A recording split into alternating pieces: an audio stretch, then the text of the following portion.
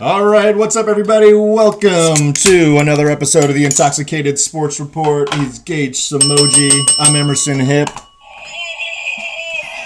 We totally blew that. It's okay. And we're back. We are back. Did you miss us? After almost a month. Yeah. 4 weeks to be exact. I did see that. I saw our last episode was March 5th? March 5th. Yeah. Cheers. Back. Cheers. This is also my first alcoholic drink, Of the year on the pod? of the year on the pod. Yeah. Yes. Nice. Because I guess the NAs do technically might have a little bit of alcohol. Yes. But yes. I'm drinking a Peroni. Peroni. Who am I drinking is it a Pilsner? No. I think it's like a lager. Italian lager, style. whatever, yeah. But yeah, I'm officially off the wagon. Nice. Officially off the wagon, and it feels good. It feels good. And you're back in the saddle, too. Back in the saddle. Way back in the saddle. How you been, man? Good, you? Good. How was Houston? Houston was good. Nice. It was nice to get out there. It was nice to see Nick and see how he operates on his weekendly basis. Did a little giddy up at the rodeo? Went to the rodeo the first night we were there. Really fun. Really cool seeing the inside of NRG Stadium because that's where the rodeo is and I think always has been since that stadium's been open. I feel like I've heard Nick say that place is a dump. Is that the case? I thought he said the same thing, but he says the place is more of a dump for a concert because after the rodeo there's always a concert. And this way the sound projects off of it, I think. But okay. it's a cool stadium. Like I said earlier, I'm looking in there and I'm like, wow, this is where Tom Brady came back from 28-3 down. You know what I mean? I did not remember that game was there. But Yeah. Good little nugget. Just things I tend to remember. Also, the Astrodome, where the Astros used to play for years, is behind it. I don't think you're allowed to go into it anymore, nor would you probably want to. But still, you see it, you're like, oh, it's the Astrodome. It's definitely an iconic arena, if you will. Exactly. But yeah, it was a good time. Had good food, drank. Did you guys do any barbecue? We didn't really. That was one thing that when we went and visited him a couple years ago, we missed on, for sure. I think he wanted to barbecue one of the nights at his house, but we ended up doing pizzas instead, which was fine.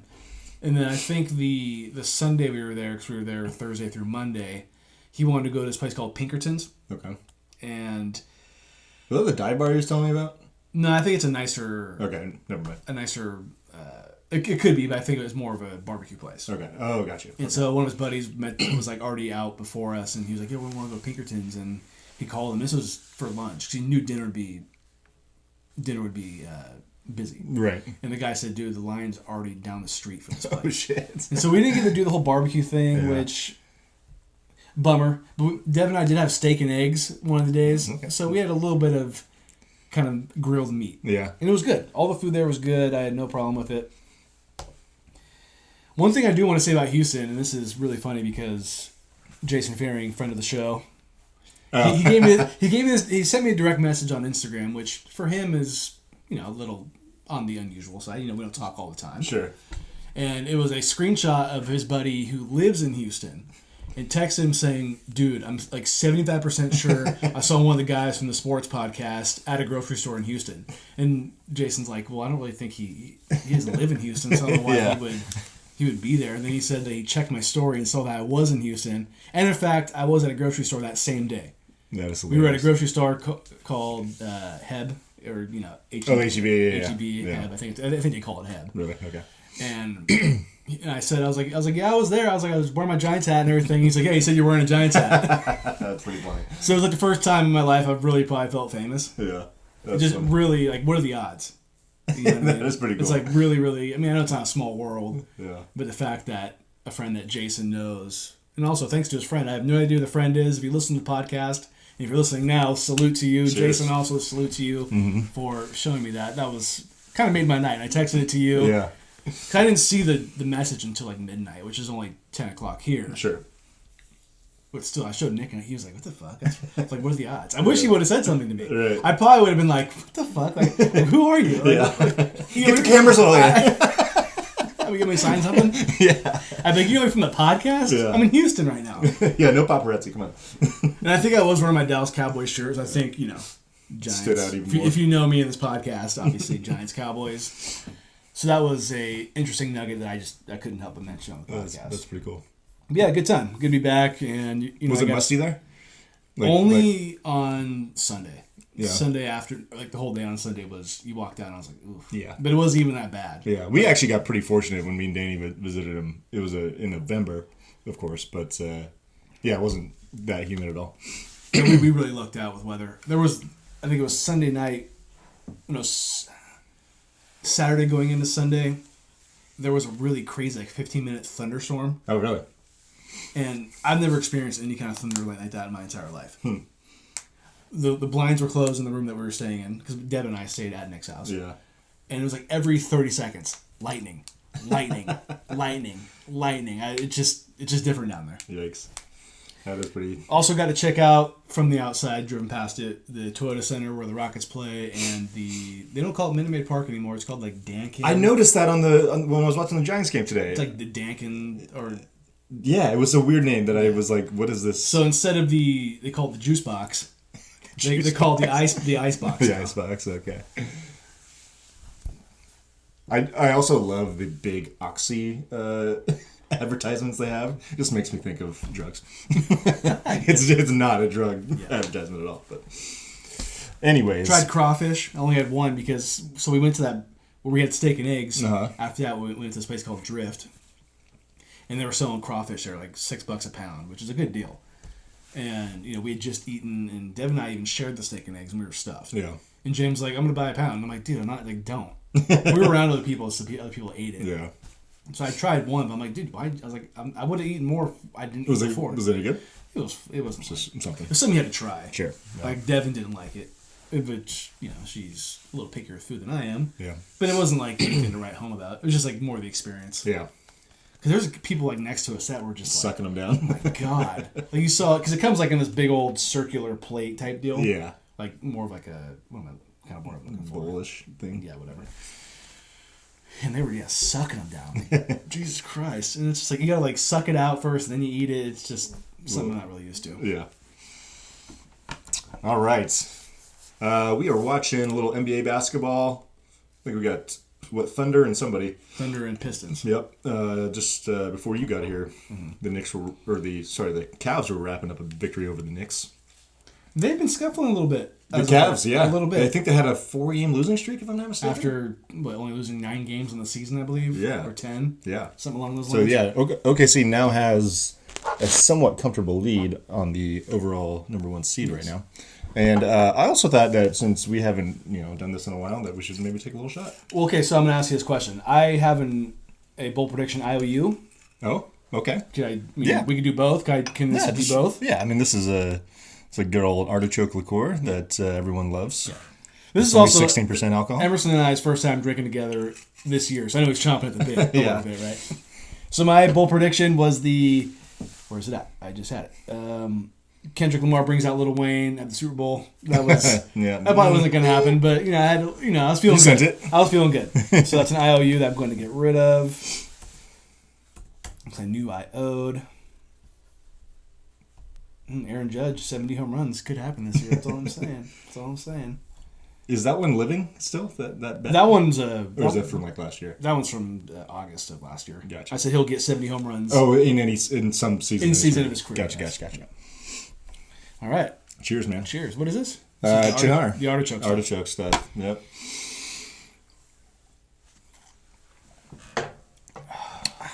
It's good. I do think it's actually pretty good. It is good. Just sweet enough. Just bitter enough. Not sugary. Yeah. Also, I'm drinking this Lagunitas Hazy IPA. That's a new release that I've been aware of, or been made aware of. It's actually pretty good. It's only 5.5% for an IPA, but okay. It's not like offensively like hazy or anything like that. Okay. I don't know if you want to taste it or not. Sure.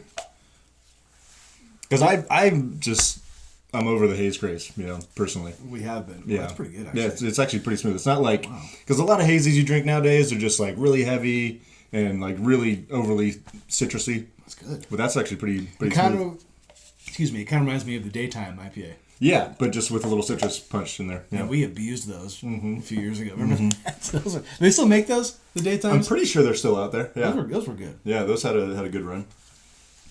They were a good substitute as a lighter beer.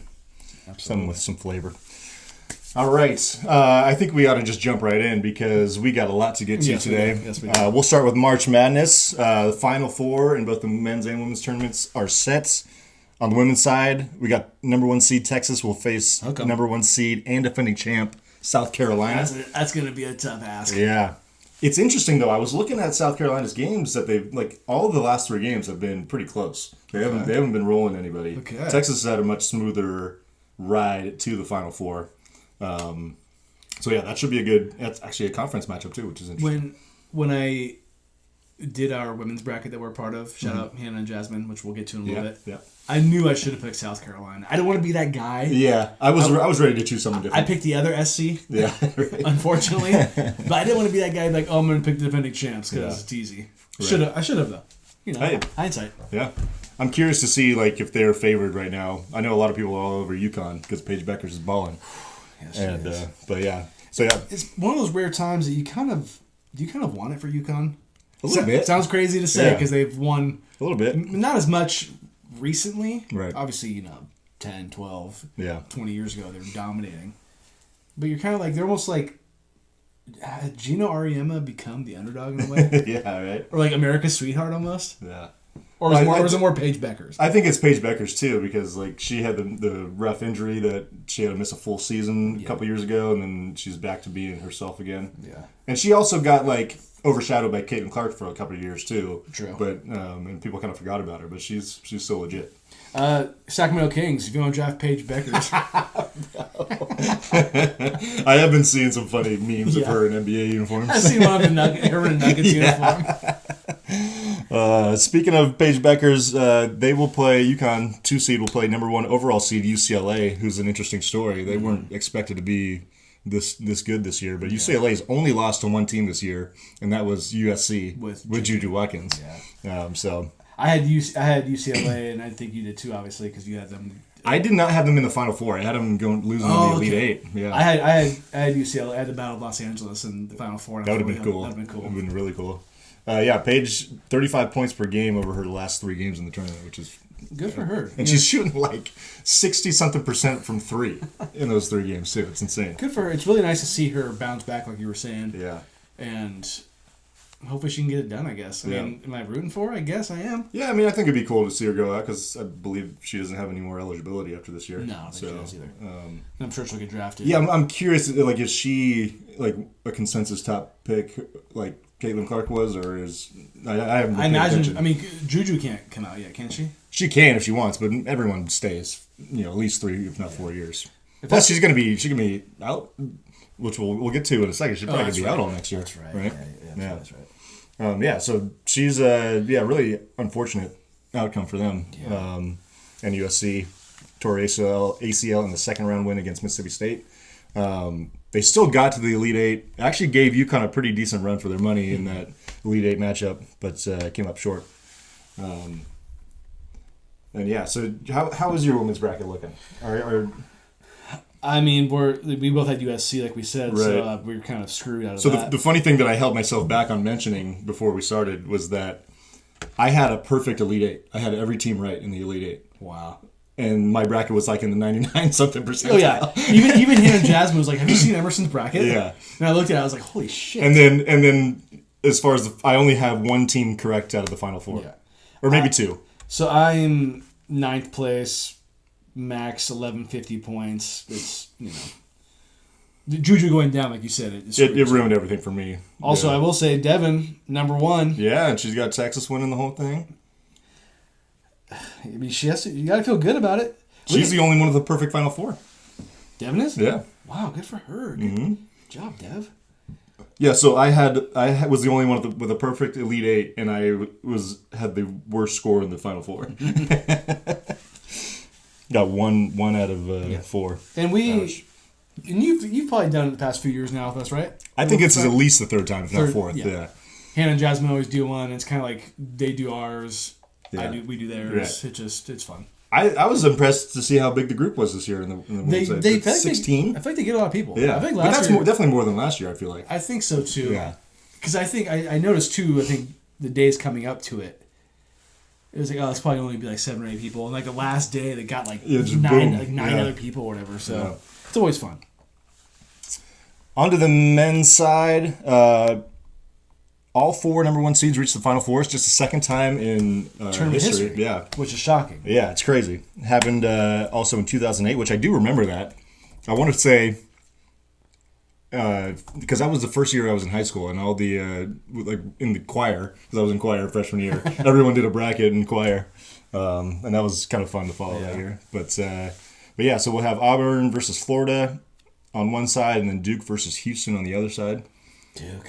It's been a weird tournament. Like very few upsets. Obviously, only the second time we've seen all the 1 seeds get this far. But yeah, you look at like only 5 double-digit seeds won in the first round. All the top 1 through 4 seeds in each region moved on.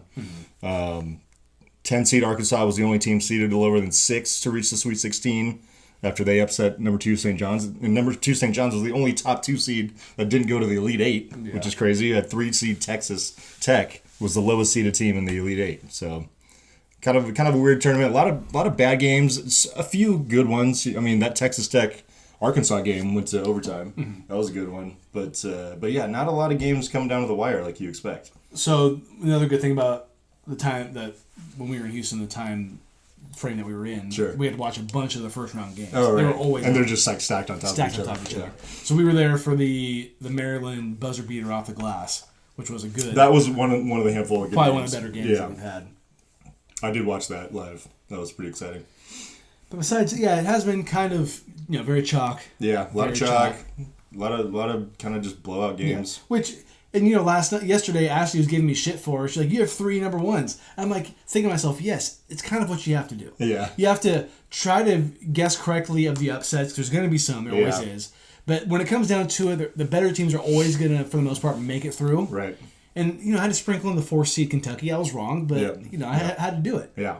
Yeah, the only part of the bracket where I really pick upsets is like the first round and then maybe a couple in the second round. Yeah. But after that, it's kind of like and then go with your top guns. And then you have to make sure the higher seeds advance like after this round of 32. Right. That's kind of how you to me it's how I've always done it. Like you have to. Yeah, I always put the 1 seeds all the way to the Sweet 16 pretty much every time. Yeah. Yeah, I rarely don't do that.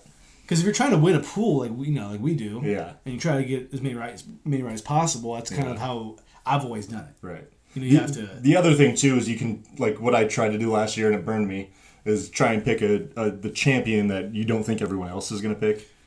That's fair. I went Florida. I was like, everyone's hyping them up, and I gave in. I did too. But last year I picked Auburn, who was like a really good 4 or 5 seed, whatever they were. Lost in the first round. Yeah. Well, there was a lot of. Because I picked UConn to win it, and I won the pool. Brag. Yeah. I think there was a few other people who also picked UConn. Yeah, I don't think you were the only one. There was at least another person, if not a couple other people. I want to say Ethan Melcher might have picked him, but who I played who I didn't you pick Purdue to go to the finals? I did. I picked the teams, and I think Howell came in second place. I think he picked Purdue to win the whole thing. Right. I do remember that. And I don't know if he might have UConn in the championship as well. Yeah. But speaking of brackets, how's your bracket looking? I mean, I'm doing okay. I'm kind of in the middle of the pack, but like I said, I picked Florida, but you have Florida also. Ashley has Florida as well, and her mom as well. So I have no chance to win. But I did look at it just a minute ago, and there's like 5 or 6 people that have a shot to win still. Okay. So it's not wrapped up. Yeah. So first, I want to thank everybody who joined. Yeah, absolutely. So 11 out of the 14 picked champions are still alive. Yeah, which is pretty good. Yep. For people who picked. Yep. 4 people picked Florida, including you and I. Yep. The other 2 would be Ashley and her mom, who were in first and second place. Yep. 3 picked Auburn. That's more than I thought. Yeah. 3 picked Duke, and then 1 picked Houston, which is Justin, who is a Houston native. Coincidence? I think not. No. He's not a Houston native, but he's a Houston resident. Sorry. He currently lives in Houston. Yes. Mm-hmm. So for me, I need Florida to beat Houston in the Final Four because Ashley and her mom both have Houston winning that game. And they're both above me in the current standings. Because I am 3rd and they are 2nd and 1st. Right. Yeah, you got a shot. I do. They're giving you only a 6.8% chance to win, but I mean, I think Duke should definitely be the favorite against Houston, right? Yeah. And then Florida, Auburn, that's going to be a good one. Mm-hmm. Like, you obviously just need Florida to win. Yeah. So that's the whole thing. Yeah. Right. It is interesting looking at so Ethan has Duke, and then Hannah and John my coworker have Auburn. So yeah, that's going to be because Ethan was in front for a long time. He was cruising. And yeah, I don't know what kind of messed him up because he's not even. Is he in the top He must five? not have done well, like on the overall Final Four or something. Let's see. Did he have Michigan State going further? Maybe. So yeah, he only got 2 out of the 4 in the Final Four. Let's check it out. Who did he have? He had Michigan State and Tennessee in the Final Four. I also had Tennessee in the Final Four. Yeah. Those are the breaks. Yeah. I think from my memory, since we've started doing a pool, I've gotten the picked champion right twice. Really? I think I picked. That's pretty good. I picked Baylor to win it a few years ago It's when not they easy. won. When they smoked Gonzaga. Man. I really wanted it for Gonzaga that year. I know. They had such an amazing year. And then I picked UConn last year. Yeah. I heard an interesting point. I'm curious if this is going to be an anomaly, kind of like that 2008 season with like the top seeds and it being very like super chalk, or if it'll go back, or if there's going to be a trend, Yeah. Because someone said like with the NIL, like a lot of the big programs are luring, and the transfer portal, they're luring away like top players from the smaller schools, so they don't stick around for as long, and who knows? We'll see what happens. It's this tournament is built around the unpredictability. So seeing all the 1 seeds go is actually not a great thing. Sure, it could end up being an amazing Final Four with great games, but it's not a guarantee. And seeing some random school not even make it to the Final Four necessarily, but win 1 or 2 or 3 games is part of the excitement. And the Final Four is Saturday, correct? The game? Saturday, yep, and then the championship game will be the following Monday. Also, it'll be Saturday and then Sunday and then Monday. So Sunday there's no game. No game, but So the 2 games on Saturday and then championship Monday. Okay. And then the women's the Final Four is going to be on Friday and then championship Sunday. Gotcha. Yeah. Okay. Yep. Also, I've finally gotten to be able to watch Cooper Flagg a little more. He's an animal. He's like big. He's good. Yeah, and he's going to get bigger. He's a white boy, and he's like the best player in the nation. He's a white boy. He's a tank, and he's got skills. Early on, when I was watching some of the game, he was a little sloppy, but he seems to have his shit cleaned up. He's a baller. I mean, I don't know. Like, and he plays with an edge too. Yeah, like is he gonna be like Adam Morrison, or is he gonna be like Larry Bird? God, I hope not. You know what I mean? Because Adam Morrison was pretty fucking good, but he's probably not as good as Cooper Flagg was. No. But it's just let's just face it, we're not used to seeing white guys, like American white guys, be the best player in college basketball. Okay, so someone asked me the other day, is Cooper Flagg the best white boy American in the world right now?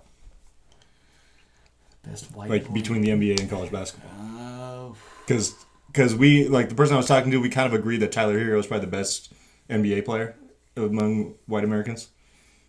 Yeah, unless I'm... Because I couldn't really think of anybody else. And I was even trying to think of like recent players. Like Chandler Parsons was pretty good, but he's not even close to what Cooper Flagg could be. Is Zach LaVine part? Is he half? I think he's part black. Yeah, half black. Okay. Yeah. I mean, I can't think of it. I think it's Tyler Hero. Tyler Hero's pretty good. I think he's pretty the good call. one, right? Pretty good call. Like Kevin Love at his peak was pretty good. Because you can't count the European white guys. No, that's a different not American. Yeah. Not American. Yeah. I mean, you're gonna laugh at me, but Austin Reeves is playing pretty well right now. He's good. He's not Tyler. I don't think he's quite Hero. Tyler Hero. They're actually pretty. He's good. Yeah, he might be close. Austin Reeves is playing pretty well right Yeah. now. But Cooper Flagg, I would say, is better than Austin Reeves. Yeah. So to answer that guy's question, I mean, he might be. He might be. He just might be. He might be. And he's not even polished yet. No. Probably not even close.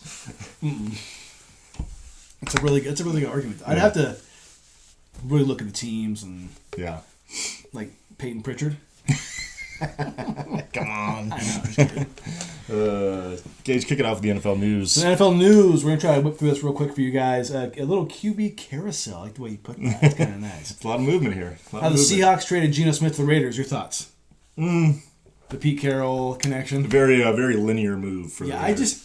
If I'm a Raider fan, I'm like, okay. Yeah. It does not, what you would say, move the needle. I think he gives you a better chance to win, this season. But what's the peak? Is it like 7 wins? The peak is wild card, maybe win. I'm not even sure. I think that would be like the best case scenario. Yeah, but you'd have to have some regression from the Broncos probably, and the Chargers. And the Chiefs. And then the Chiefs. Actually, no, I take that back. It's going to be tough. Well, no, actually, I guess if I say wild card win, that means you're making it to the divisional round. That's not going to happen. That's not going to happen. Like, getting to the playoffs would be peak. Peak, yes. Yeah. Okay. Would be a very generous peak, in my opinion.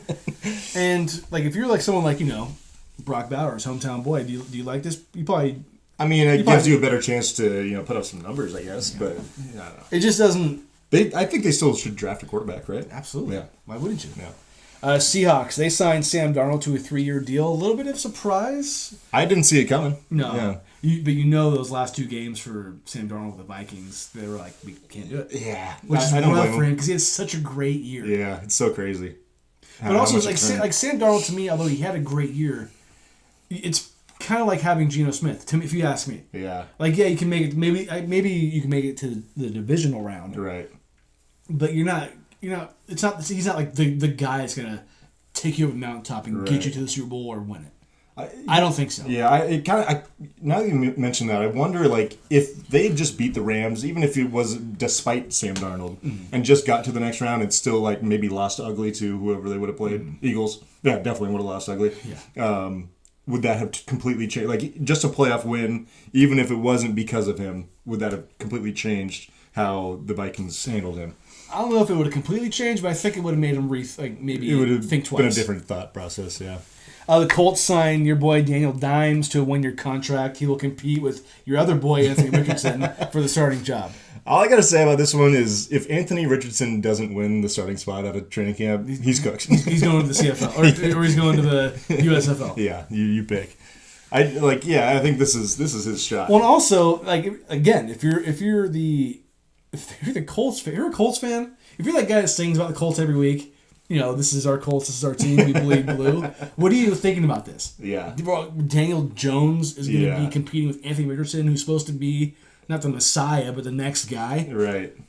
It's tough. I mean, they want to win, but, like, you're not going to win, I don't think, with either of these guys. I mean, unless Anthony Richardson just figures it out. Or is this all smoke and mirrors? Is this what the Colts want Anthony Richardson to hear? Like, hey, yeah, he's actually he's gonna have to compete with Daniel Jones to get the job. Oh, it's definitely motivational. It's not just given. Yeah. That way, Anthony Richardson's like, you know what? I'm gonna show these guys I'm the guy. Yeah. Because there's no reason why, unless he's hurt. Because Anthony Richardson, he had, was it last year or 2 years ago? He had him in fantasy, and he was going pretty well. For first few games he was killing it, and then he just was running too much and not protecting himself. Very much not polished as a quarterback. No. But I think we both can agree the upside is much higher than a Daniel. There's something there. There's something there. Yeah. From an athletics standpoint. The New York Football Giants, they signed both Russell Wilson and Jameis Winston. Sounds like Russ is going to be the starter, at least going into camp. I'll tell you this. They'll beat the Cowboys once. Yeah. I'll tell you this. I think it's interesting, though, like, the Giants are picking third, right? So you would think they'd be in play for one of the quarterbacks. But this clearly, to me, doesn't make that an option anymore, right? And you know what? Cheers to the Giants for that. I mean, they maybe have just interviewed Shedeur Sanders, and they're like, we're not taking this guy. They just know it. Which, I mean, whatever. Because Cam Ward's probably going to go to the Titans. It kind of sounds that way. Yeah. It'd be interesting, though. If they didn't take him. Yeah. If the Giants would take him. That's also interesting. You know what I mean? Russell Wilson, you kind of hate to see it, because I was for a long time a Russell Wilson automatic Hall of Fame type of guy. Now he's kind of bounced around a little too much. I'm not sure if it's not much of a given anymore. His career has taken a very interesting turn. You go from, like, his second to last year in Seattle, everyone's on board with this guy. Like, he's probably going to be a Hall of Famer. And then his last year in Seattle wasn't great. Yeah. And then goes to Denver, and it's just a dumpster fire. So it's tough. Like, right now, Russell Wilson, Hall of Famer. I'd have to really kind of look at it again, but I kind of feel like he will be. I just, how I feel about good players and players that have won bouncing around a little too much. I feel like it's a bad look. I guess it doesn't really matter for someone like who I mentioned later, like Carmelo Anthony. Yeah. Making it to Hall of Fame. Right. He's an interesting case, though, here, because he won a Super Bowl in his, second year? Yeah. And then went to another one. Yeah. And lost. And then had, like, his statistical peak after that, and then now has fallen off. You're telling me that he went to 2 Super Bowls in his first 3 years? Isn't that crazy? I didn't even think about that. Yeah. I mean, I know about the back-to-back, but I forgot that the one that he won was a year after his rookie year. Yeah. That's... And his rookie year, they were pretty electric. Yeah, I think they made it to did they lose to the Falcons in the... Yeah, and the year that... Because the year the Niners beat the Falcons? Or no? Correct, yes. Yeah. Yeah, it's... I've always been a Russell Wilson guy. Like, when he was free agent or after Seattle, I wanted him to go to the Cowboys. Yeah. I did. I know, you wanted him on the Cowboys for a long time. And I've always liked Russell Wilson, but now it's just... And remember how high we were on the move of him going to the Broncos and, like, he was going to take them to the next level? That did not pan out whatsoever. And then not Seattle, but the Steelers, it just was weird. It looked good at first, but I think everyone knew it was smoke and mirrors. The Jets signed former Steeler Justin Fields to a 2-year contract. He's expected to be the starter this season. Your thoughts? I'm glad that he's actually going to get a shot. I don't know how well this is going to go for him, to be honest. They don't really have a lot around him. It just kind of feels like this could be the final... It's his last chance. Opportunity for him to be like a legit starter. I think there's going to be a lot of handoffs to Breece Hall. That's my prediction. Yeah. And a lot of short passes to Garrett Wilson. If there's a lot of handoffs to Breece Hall, I might have to draft him if I can. Oh, yeah. He's a 350 carry candidate. Just a horse. Yeah. But, I mean, you got to feel like, someone like Sal, who listens to us, obviously, I think he'll always love Justin Fields and have love for him. He wanted the Niners to draft him so bad. Oh, it did. Which I'm glad they didn't at this point. I wish they would have. You kind of root for a guy like Justin Fields because he says all the right things and he seems like he kind of has what it takes. But he's got an interesting skill set. He's just clearly not he's not a great thrower of the football. He's an average at best thrower of the football. Aaron Rodgers, he is still unsigned. Does anybody care? No. I'm curious what's going to happen. Obviously the connection to the Steelers is there. It's been there for a while, but it doesn't seem... I mean, maybe he's just dragging this out because he's Aaron Rodgers. I'm definitely over him. Don't get me wrong. I mean, he might be time for jail. You don't got to tell me Might be time for jail with this guy. The only problem is, if he goes to the Steelers, it's going to be must talk. Well, we could say not talk about him until he gets signed by somebody, but no. Should we do it just right now? Should we? I think we should. Let's just. We're going to assume he's going to be a Steeler, and if that happens, he stays in jail until the season starts. No Aaron Rodgers talk. That's tough. What if he doesn't get signed by the Steelers? I mean, if he goes anywhere else, that'll break him out of jail. So if he signs with the Steelers, we won't talk about him until the season starts. Yeah. But if he doesn't sign with the Steelers and signs with somebody else, or announces retirement, then we'll get it over with, and then we're done with that guy. Okay, I like that because Aaron Rodgers, he has broken my heart way too many times, and I cannot talk about him. Yeah. And we're due for it. Yeah, there hasn't been something put in jail in 2 years now. No, we put something. What did we put most recently? We can talk about it because we're talking about jail. We're breaking it. Okay. Yeah. The golden at bat rule. We put it in here. Oh yeah. In December 5. Yeah, that can't happen. I'll put it. You know what can happen is the fat bats. The torpedoes. The torpedoes. The thick sticks. I like thick sticks. That is kind of nice. It's kind of nice. So I'll just put Aaron Rodgers. We'll know what we're talking about. Yeah. Aaron. Yeah. You can adjust it later on. The first one that we have on there, it always makes me laugh every time I see it. Oh man. Okay. Do you think he's broken out yet? Who? The first guy? Yeah. No. According that's a joke. No, he's not. He's not. And I feel like we talked about that guy specifically before. After that, maybe we haven't. Probably. Whatever, doesn't matter. He's a dish. Where are we at here? Seahawks, they trade DK Metcalf to the Steelers. Yeah, interesting move. They got the weapons. They got him and George Pickens to... All they need is two baby back bitches. Yeah, now they need someone to throw it to them. They just needed someone that... Well, don't they have didn't they bring back, what's his face from Tennessee? Mason Rudolph, dude. Let's go. Just dropping N-bombs on the field. Bad. And then the Seahawks signed Cooper Kupp to a 3-year contract. I like this just because he is from, I think, the state of Washington. Did he go to East? Eastern Washington or something like that? Yes. Yeah. That's kind of cool, a little homecoming for him. It is. Of course, he just couldn't get the fuck out of the NFC West, but I'm okay with that. I bet you are. But he's getting older. He's not. No, he's definitely not the same guy. He might be still effective, but he's not going to be 2021 Cooper Kupp. Honestly, when he was healthy, that first 10, 12 weeks, he was pretty productive. I mean, I had him in fantasy football, so that's the only reason I say that. Yeah. But he definitely seemed to lose a step as the season went on. The Rams, speaking of the NFC West, they signed Devontae Adams to a 2-year deal. This is, how do you feel about this being a Niner fan? I think it's actually a pretty nice move for the Rams. Looking at his numbers from last season, he still put up good. He still got it. He can still do it. It's going to be interesting. He's been so connected to Aaron Rodgers for a lot of his career. Now he's got another good veteran quarterback. Who'd you just say? Yeah. I'm sorry.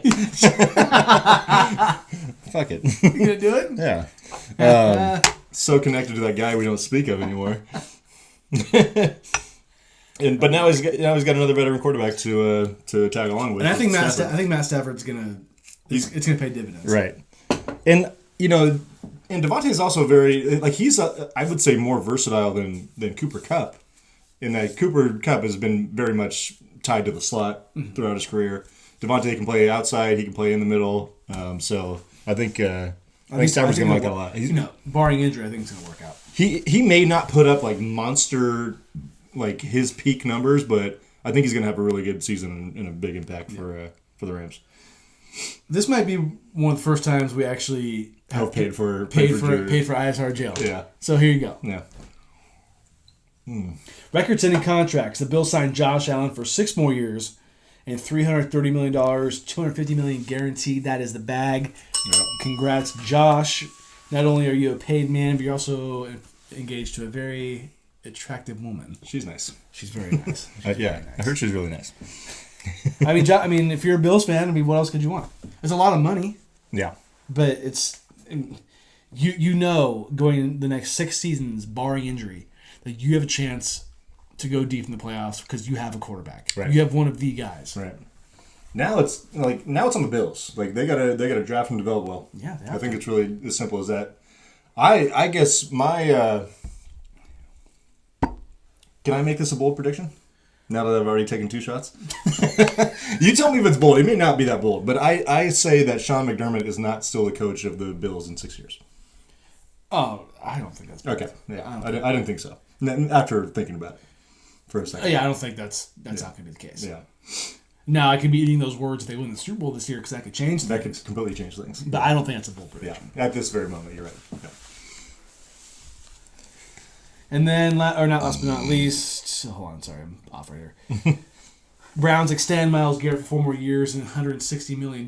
He said he didn't want to be there. They said, how about this? And he said, okay. Oh, I'll take that. Yeah, that's fine. That's fine. It's funny because actually, I'll say it after the next guy. But yeah, I mean, that is, of course, the guy gets shown the bag and he's like, all right, I'll stay. I'll stay. Yeah. I mean, congrats for him. He's a great player. He's probably the best edge rusher in all of football. Yeah. And he's an all-around guy, too.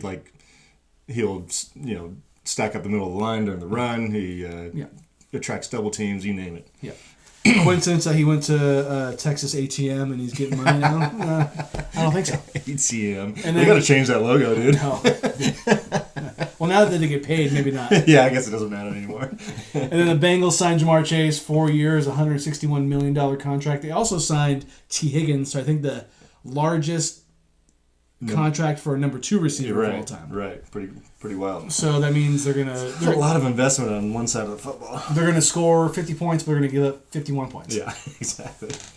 I mean, I hope for the sake of Joe Burrow, because I do like him, that next season does not go like the last 2 have gone, and they get it figured out. But yeah, it's just a lot of money, put into one small position group, And I wonder how much of this was Joe Burrow, because obviously him and Joe Burrow have the chemistry, college, NFL. I wonder if Joe was like, I need this guy on my team. Well, I think the Jamar Chase thing had to work out, but I didn't to me, I think it would have been easy to move on from T. Higgins. That's a lot of money for a second wide receiver. Yeah, it is. It seems like these days too, wide receivers, they come in bunches in the draft.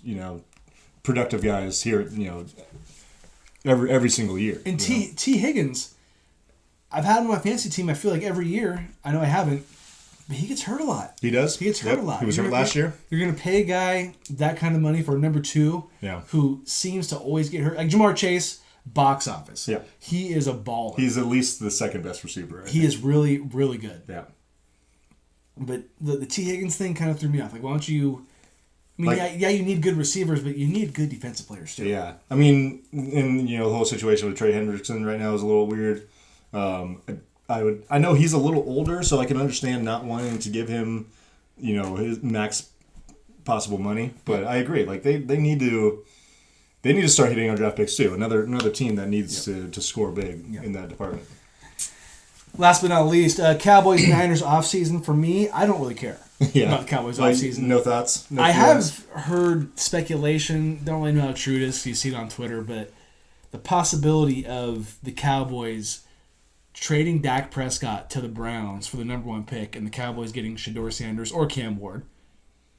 Browns are picking number 2, is that right? Number 1. Or number 2, excuse me, yes. So they wouldn't get Cam Ward probably. Yeah. They would get Shedeur Sanders, which, you do the math. You get Shedeur now, maybe you get Coach Prime in a couple years, yada, yada. I mean, I just feel like... Although Coach Prime just signed a big extension with Colorado, I know that means nothing, but exactly. Still. But, I mean, if the Cowboys did that, it wouldn't matter to me. I wouldn't care. But also the Micah Parsons thing, it's hard because... It sounds like they're working... But do you pay him? Because he is a guy. Yeah. Although when the playoffs come, he's not really a guy. Sorry, hate to say it. It's the truth. Well, he played against Trent Williams, so no, I'm kidding. I mean, honestly, Trent Williams is great. Yeah. But also, he probably gets doubled that, it's hard to... Yeah. When you get doubled every play, kind of hard to make a play. Right. It's hard because do you pay him because he's really good and he's like, quote-unquote generational? Or do you trade him and just try to get draft stock and try to win it that way and try to get it that way? Right. Here's my thing, though, with the Cowboys is why does it feel like they're playing with a smaller bag than everybody else is? Like, why are the Eagles able to pay everybody? Why are the Niners paying everybody? Like, and yet the Cowboys they kind of just pick and choose. I don't know. Well, and the Cowboys, just like we talked about last podcast, restructured CD and Dak's deal, so they're able to free some money. Obviously, paying a lot of people paying 2 people a lot of money. Yeah.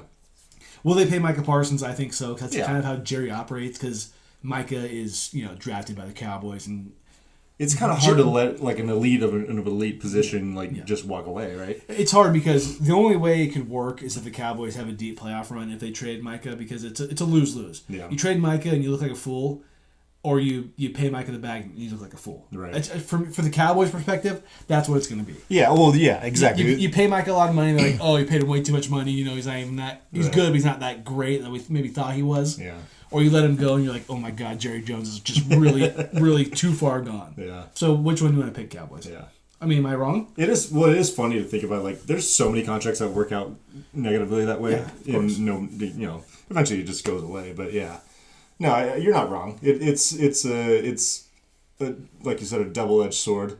But yeah, something you got to live with. Yeah. I think you just pay him. He's that good where you just pay him, and no one's gonna be mad at a guy that's really good getting money. Yeah, pay Micah. I thought they should have paid Micah to begin with, anyways. I thought they should have paid Micah last year. Because wasn't he in the market for an extension? I think he was. Yeah, he was, and they decided to push it back. Or what I want to do, I remember I was talking to Alex's brother about this. I think I said trade Dak and CD for the first pick and get Caleb Williams. Yeah. Or I might have said Micah and Dak, or no, I don't think I would have said Micah and Dak. Well, I remember one point it was Zeke and Dak for Joe Burrow. Dude. I mean, that would have been sick in hindsight. I don't know if it would have worked out. Like, I don't know if that would have gone through. I think at the time it wasn't that crazy of a thought. I mean, not CD, but Zeke was a little long in the tooth. I think he was like 1 year removed from like his prime, essentially. Yeah. I mean, I don't look so crazy for saying that now. Yeah. Good stuff. What about you and your Niners? The Brock Purdy situation? The Brock Purdy, I mean, he's going to get money. $60 million AAV. Like, here's my thing: is what does it matter what he makes? I mean, well, I think it more depends on if you think he is the guy, that kind of guy to get that kind of money. Or are you going to feel like how I feel about Dak getting that kind of money? No, I definitely think like the trajectory of the franchise changes when this contract gets signed, which it's going to. But like everyone's talking about, oh, he's only worth 45, but then there's this side. It's like, oh, he definitely has earned 60 because he's better than Dak. Blah blah blah. But like at the end of the day, what is the difference between 45 and 60? I think if we were talking 30 and 60, that's a big difference. But 45 and 60, that's one solid player. So I know I'm not that worried about it. Like, we'll see what happens. Maybe everybody gets healthy and things change. But I think the biggest thing is how many guys that left. A lot of them I'm actually not that upset about. Dre Greenlaw, I think, is the only one that I really wanted back. But even then, like, that guy's missed so many games in the last handful of years. Yeah. I think putting a good investment in a guy that's just not there is a risk. Yeah. So I'm kind of okay with it. So I think they're doing the right thing this year because they've decided that Brock is going to be their quarterback. So now they got to find a different avenue to build around him. Yeah. And that's going to have to be through the draft. And that's the NFL. Ding ding ding. On to Major League Baseball, the Giants. Our Giants. Ding ding ding. Whoa. Is it out of battery? It had a battery. She gone. It's okay. That was supposed to say that was easy. That was easy. Now it wants to work. We're going to the World Series and we're going to win that bitch. Giants are 5-1 to start the season. The only shitty thing about that is they're still in third place in their division. That is insane that the Padres and Dodgers are both 7-0. Are they both playing right now? The Padres won their 7th game earlier today, and the Dodgers are playing the Braves, who are 0-6 as we speak. Braves are up 5-3 though, top 8th. Go Bravos. Okay, go Bravos for sure. I need it bad. I need it real bad. But yeah, the Giants 5-1. I think they lose their first game. So they won opening day on that awesome little comeback they had in the 9th inning. Yes. Wilmer Flores with a bomb. They took 2 out of 3 from Cincinnati. But yeah, and then finished off a sweep in Houston today. Awesome. It was beautiful. Awesome. Beautiful. They played a great series in Houston. They pitched well, good timely hitting for some power too to start the year. Wilmer Flores with 4 bombs already. Yeah. Ramos with 3. Been nice to see. Good baseball from the Giants. It was funny. I was listening to I actually listened to the game a very small portion on the radio today, and Dave Fleming was talking about how Lamont Wade was like 0 for 16, and then he hit a bomb right after that. And then right after he said that, he hit a bomb.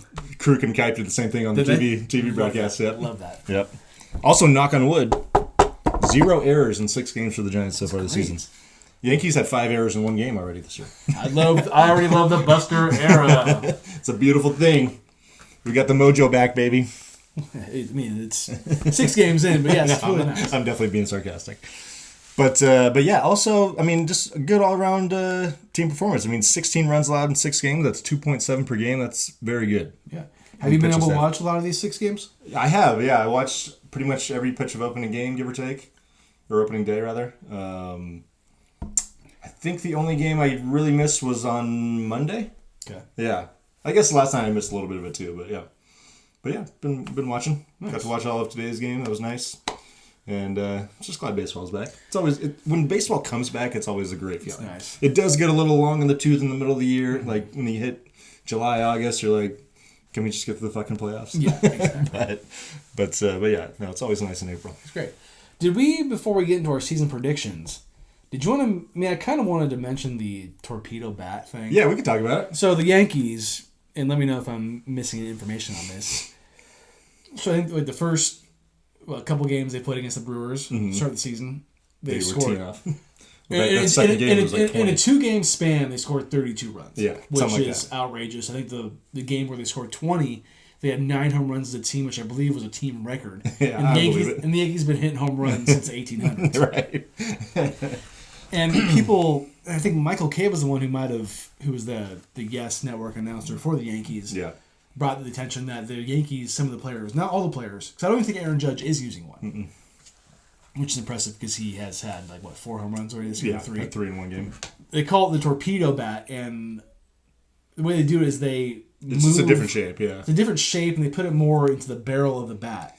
Right, so basically it's like your normal bag, like it gets thicker as it goes to the very end. In this particular one, the thickest part is not quite at the very end. It's actually a little towards what they call the label, which is like, between the handle and the barrel. Which is, apparently they've done some research and they found that some guys hit the ball a little closer to the label than other guys, and so they basically just moved the sweet spot of the bat. Which is not illegal to do. No. What they're doing is not illegal. And what I read is they are actually, most bats that players use, they're not even using the maximum density that they could be using. Yeah. Which makes sense because I don't think you want a heavy bat because you want to be able to swing the bat as quickly as A lot of it is about weight balance and all that. And guys have chosen to go with slightly lighter bats, as the years have gone on. Yeah. Yeah. And that being said, I think the Yankees lost after they were done playing the Brewers. I think they lost today. To the D-backs? To the Diamondbacks. So it's like, so they're 3-2. So the way because I tried to explain this to Devin's parents because it was kind of, I found it really interesting how, especially in those few games, the Yankees were just teeing off. Yeah. Maybe the Brewers just suck. It's also possible. That's what I said. So the Brewers could end up stinking it up, Yeah. but we just kind of have to wait to see because they play so many games. Right. But I told them, too, that baseball has this way of evening people out quickly. Oh, yeah, for sure. There's going to be something that changes. It's just how it is. Yeah. It's just how it is in baseball. But they're now not the only team that uses them because it seems like there's guys all around the league that have them. Yeah.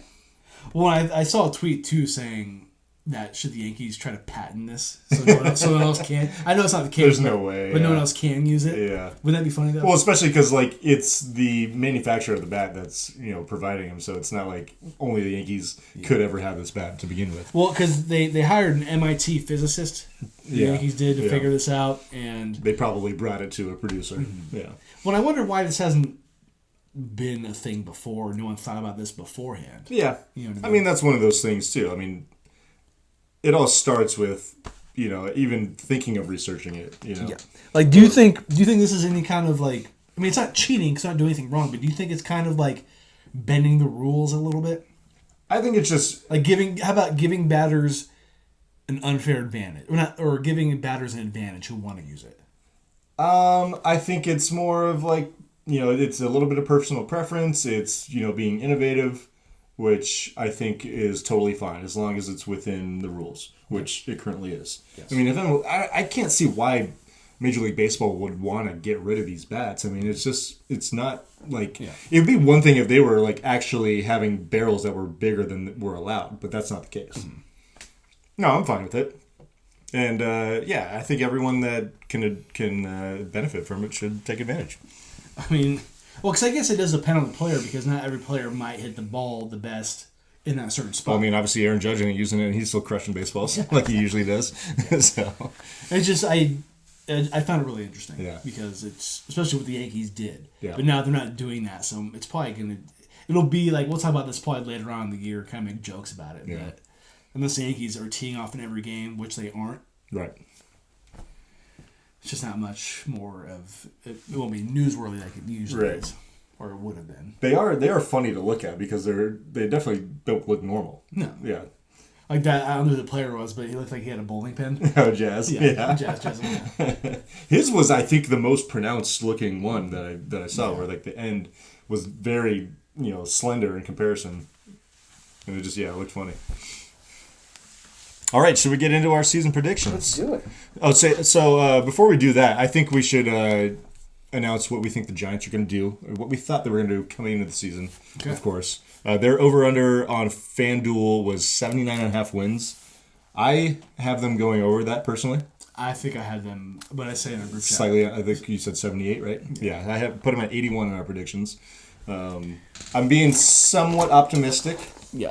I feel like, and so obviously so far, like 5-1, that's a great start. I'm on the right foot there. Yeah. But yeah, I think you bring in Willie Adames. You got another year of Matt Chapman. He's signed to his contract now, so I feel like there's some established veteran presence, and I feel like hoping so. The Buster Posey regime brings a better energy to the clubhouse. I hope the Giants can win 90 games. Yeah, I mean, that'd be great. The tough part is the division they're in. I think there's at least 3 teams that are better than them. Yeah. Or not, I shouldn't say at least. At least 2, but probably 3 teams that are better than them.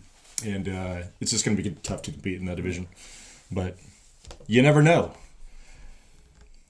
And with that being said, let's Gage, you want to go first? Yes. How do we want to do this? So let's just in a smooth manner. Yeah, let's go American League playoff teams to start. Who do you got, like, winning divisions? Okay. And then your wild cards. Okay, I have in the American League my 1 seed, which now... So let me explain this. Obviously, you wanted to do this podcast last week to make these... I'll get these in before the season. But yeah, that was the hope. But I understand why we weren't able to do that. And so what I tried to do, because I've been doing my predictions past couple days, I have kind of looked at the records now, but I told myself, you know what, I'm going to do based off what I thought I would have done before the games even start. Sure. So I'll just go there. So that being said, my 1 seed in the AL East winner is going to be the Red Sox. All right. And they're not looking good right now. They haven't gotten off to a great start, yeah. But it's a long season. Yeah. My 2 seed, I'm going with the Rangers to win the West. And then my 3 seed, I'm picking the Kansas City Royals to win the Central. I love it. And then my AL wildcard teams, I have the Orioles from the East, Astros from the West, and the Guardians in the Central. So no Yanks. No. All right. Did you back out after the Garrett Cole situation? No, after seeing how well they've been doing to start the season, I kind of regretted doing this. Sure. I'm going to roll with it. Yeah. I'm going to roll with it. Yeah. And you said you had Cleveland as your last Yes. seed? Gotcha. Honestly, we don't have too much different. I got the Red Sox as my number 1 seed as well. Okay. I'm on the wagon with them. Okay. And it's way too early to say what's going to happen. It's not like they're 0-6 like the Braves. We'll get there. So yeah, I got the Red Sox. I like the moves they made this offseason. I think they did some good things, and I feel like they're ready to take that next step. My 2 seed is also the Rangers. Okay. Got the Rangers bouncing back. See every other year thing with Bosch, right? Yeah, we'll get there. My 3 seed, I have Cleveland winning the division in the Central. I have Kansas City right behind them. Yeah. By only 1 win. Cleveland and Tampa Bay are those 2 teams where, like, you look at them every offseason, they do nothing. And then all of a sudden they win, 90 games out of nowhere. So you said Cleveland, Detroit? And Tampa Bay. Oh, Tampa Bay. Yeah. Yeah, Tampa, you said Tampa's always, they're always good. When you don't expect them to be. Yeah. The A's sometimes do that too. But yeah, so I got Cleveland as my 3 seed, winning the Central. 4 seed, I got the Yankees. I have them going under their win total that Fangraphs had. But I still think they get in because they got Aaron Judge. And they have enough pitching, even without Garrett Cole, I think, to get in there. My 5th seed, I got Kansas City as well. Got them getting back. I like their young roster. And then Baltimore is my 6th seed. Okay. Who is your AL Cy Young and AL MVP? You want to do those now? Are we going to wait to do that? Sorry. No, seriously. Yeah, sorry. No, you're good. Let's do our NL playoff teams. NL playoff teams, my 1 seed. No surprise. I'd be surprised if you had something different. Dodgers. How can you not? Yep. They're 7-0. Probably gonna be 7-1. Fingers crossed. Knock on wood. Who knows? My 2 seed, I'm gonna go with the Braves. Obviously, does not look great right now. Yeah, right. Out of the East. It's early though. It's early. 3 seed, I'm going with the Cubs in the Central.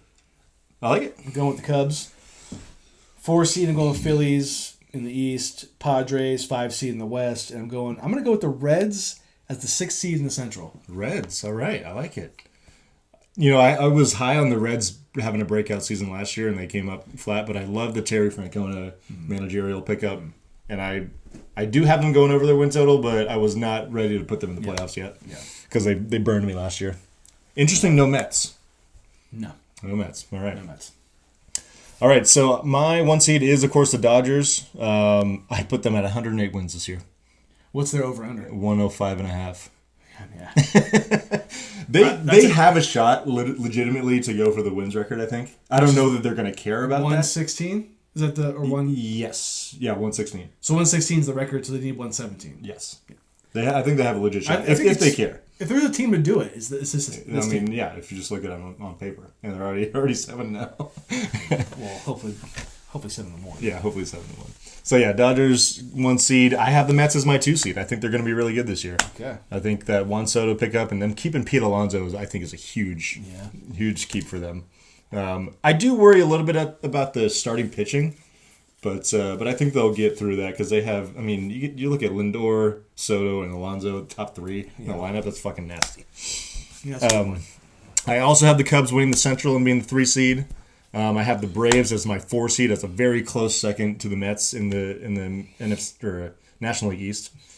5 seed, I got the Diamondbacks. I'm really high on the Diamondbacks this year. Okay. They picked up Corbin Burns, so that pitching staff at the top is really, really loaded. And, even though they lost Christian Walker at first base, they picked up Josh Naylor, who was really good for Cleveland last year, to replace him at a cheaper rate. So I think that's it's going to be a tough team in the playoffs. Okay. 6 seed, Philadelphia Phillies, still got them in. I see them dropping back a little bit. They kind of faded down the stretch last year. But I think they'll still be really good. Okay. And they'll be in the playoffs. So from last year's playoffs teams, I only have Yankees and Tigers not making it. Okay. And I have also 2 in the NL, the Braves and the Mets not making it. Gotcha. Oh, no, excuse me. No, you have the Mets and the...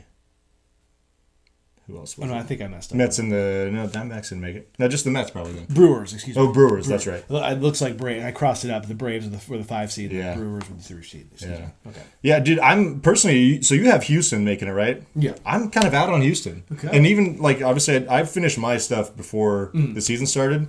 I just... they moved about 2A to left field, which I think is weird. It is weird. And he had, a rough spring out there, it looked like. Yeah. He's still hitting well, but I just...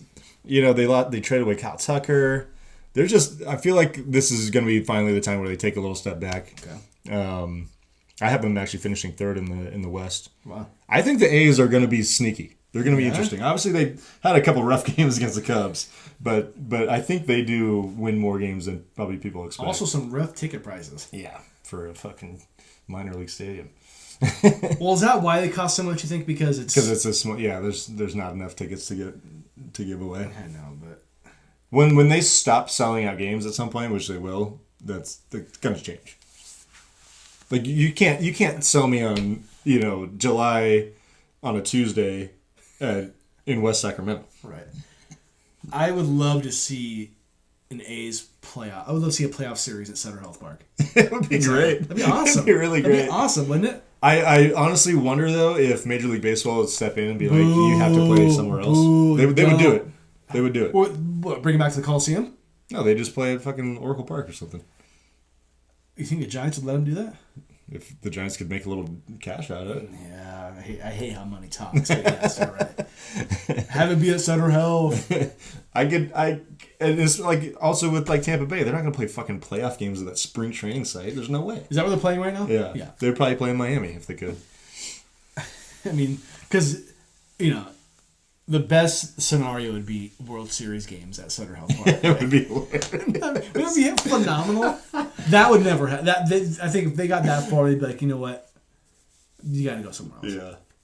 But also, if for some reason they were able to stay through all the playoff series until the World Series, the fans or the Sacramento fans and the A's fans would be like, dude, we want them to play. Dude, think about them filling up the lawn too. I know. That'd be sick. insane. I've actually never been to that stadium. We didn't go together once? No. Damn, I would have swore that you came with us once. No. I've only been to a River Cat. I've been to River Oh, Cats you went game, to Reno, but right? It was in Reno. And it was for a work party thing, and they just happened to be playing, the Aces happened to be playing the River Cats. Yeah, that's funny. Which was funny. I mean, that's the Reno Aces one. That's fine. Yeah. Yeah. You haven't been to that one, have you? I've never been. I used to have a Reno Aces hat. You did. Yeah. You did. They had a clean logo. I don't know if it's still the same or not, but... So you have the Giants finishing 4th, I imagine? Or did you even go that far? I didn't go that far, Yeah. but I got them behind the Padres. I don't have the Padres making the playoffs, but I think they'll still be interesting. Yeah. Obviously, they're I'd probably have them 7-0. I'd probably have them finishing 4th. Yeah. I'd go obviously Dodgers, Padres, Diamondbacks, Yeah. Giants. Fun stuff. All right, playoffs. Or should we do awards first? We'll do awards first. Okay. Who do you got winning the American League MVP and Cy Young? Cy Young, I'm going to go Garrett Crochet from the Red Sox. All right, nice. And I'm going to go Bobby Witt Jr. winning the MVP. Me too. I didn't want to pick Aaron Judge. He's obviously going to be a favorite all season long as he's healthy, Yeah. But I think Bobby Witt's got a shot, especially if the Royals make the playoffs. Well, I have the Royals having being a 3 seed. I feel like that's Yeah. enough to win the MVP. Yeah. And he had an MVP season last year, but Aaron Judge was Aaron Judge. So Yeah. How about on the National League side? National League, I'm going to go the Cy Young, the ugly Paul Skeens from the Pirates. You mean the ugly Gage emoji? The ugly Gage emoji, yes, excuse me. Paul Skeens, the Pirates, of course. He's an animal. I mean, I know he wants to be you, so he's got to shave that mustache. I know, right? Just saying. I think he's a pretty fair bet to win it. I didn't want to go with that because it seemed easy. But yeah, who do you got winning? Did you pick Paul Skeens too? No, I went Zach Wheeler. Zach Wheeler. I think it's time for Zach Wheeler to finally win one. He's been, I feel like a finalist for the Cy Young for so many years. But National League MVP, I'm going to go Showtime. Showtime. He's pitching again. Yep. See how that goes. It's going to be hard to beat him, especially if, he probably only needs to even pitch like 15 times this year and just be solid and then, hit like he did last year and he'll win it. But I'm going to go Ketel Marte from the Diamondbacks. Okay. I'll do it all. Second baseman. Just got a huge contract extension today, too. Nice. So, see how it goes. All right, on to the playoffs. Who do you have in the American League Championship Series? Or do you want to go throughout all the series in the playoffs? Because I have that. I think I had that too. Okay. Do you want to do that? Yeah. Okay, let's do it. So in the Wild card, American League, who do you got? Wild card of the American League, I have the Royals playing the Guardians and the Orioles playing the Astros. I have the Royals beating the Guardians. I have the Orioles beating the Astros. Okay. Right on. What about you? I have the Yankees and Royals playing, and I have the Royals beating them. Okay. And then on the other side, I got Cleveland playing Baltimore. I'm going to take Cleveland to win that. Okay. And then how about the National League? National League, I have the Cubs beating the Reds and the Padres beating the Phillies. Okay. I'm going to have the Braves playing the Diamondbacks. I got the Diamondbacks moving on in that series, and then the Cubs and Phillies, I'm going to take the Phillies with their playoff experience. How about American League Division Series? I have the Orioles beating the Red Sox All and right. the Rangers beating the Royals. Okay, I like it. Thanks. I got the Red Sox beating the Royals and moving on to the championship series, and I got the Rangers beating the Guardians and moving on as well. Okay. National League side? I'm going to go Dodgers getting the best of the Padres again. What's new? Hate to do it. And then I have the Braves getting the Cubs. Okay. I got the Dodgers playing the Diamondbacks. I'm going to take the Diamondbacks to beat them again like they did 2 years ago and move on to the championship series. And then I got the Mets hosting the Phillies, and I got the Mets moving on to the championship series there. Okay. All right. Championship series. Who you got? I'm going to go Rangers over the Orioles. Rangers over the Orioles. I'm going with the Bruce Bochy every other year effect right now a little bit. I hate that we think the same way because I got the Rangers beating the Red Sox and going back to the World Series. Okay. National League Championship Series. I'm going to go an NLCS.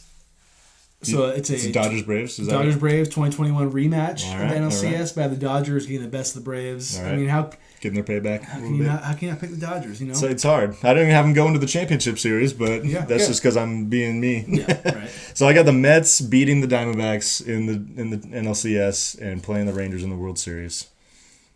Does this mean we both have the same champion? No, because I have the Dodgers over the Rangers. All right. Dodgers over the Rangers. Man, Boch owns the Dodgers now. I know. I did a little research because in this booklet that I use and I've used for, I've only used this much out of the years that we've done this, and I still have a lot more left. So got a lot of great notes in it. Yeah, something like that. So I have my MLB predictions since 2021 in here. Obviously, we started in 2020. Mm-hmm. And 2021, I picked the Dodgers to win. 2022, I picked the Dodgers to win. 2023, I picked the Astros. Okay. 2024, I picked the Dodgers. And this year, I picked the Dodgers as well. So 4 out of 5 years. So I think I need to... maybe switch it up? Switch it up a little bit. It is... I mean, as good as the Dodgers are, a team hasn't repeated as champion since 2000 when the Yankees won. And no National League team has repeated since the 70s. Also wild. That's insane. Yeah. Did I want to pick the Rangers a little bit because of the Bruce Bochy effect? Of course. But yeah, I am taking the Rangers to beat the Mets in the World Series personally. Okay. Yeah, the Mets go in the World Series. Mets in the World Series. I like them. World Series MVP? Oh, I'm going to go Mookie Betts. I can't believe I just did that. No one watched this video. Don't do it. And Devin's going to be like, clip it. I'll go Mookie Betts. What about you? I'm going to take my man, the DeGrominator, Jacob DeGrom. Wow. He's back. He had a great first start the other day. I should have known. Let's go. Glaze. That's okay, though. It's over, baby. As long as it's not the Dodgers. I'm kind of hedging. Yeah, it's fair. Of course. Yeah, it's fair. And that is the MLB predictions. Love it. Those ones are always hard for me, but I try my best. I love that we had some good differences there. You didn't have the Mets in the playoffs, and I got them in the World Series. Yeah. What was the other big one? Oh, you don't have the Yankees in the playoffs. You're anti-New York. Yes, New York, fuck out of you. Live in New York. I kind of wanted to pick shortstop for the Reds for the MVP.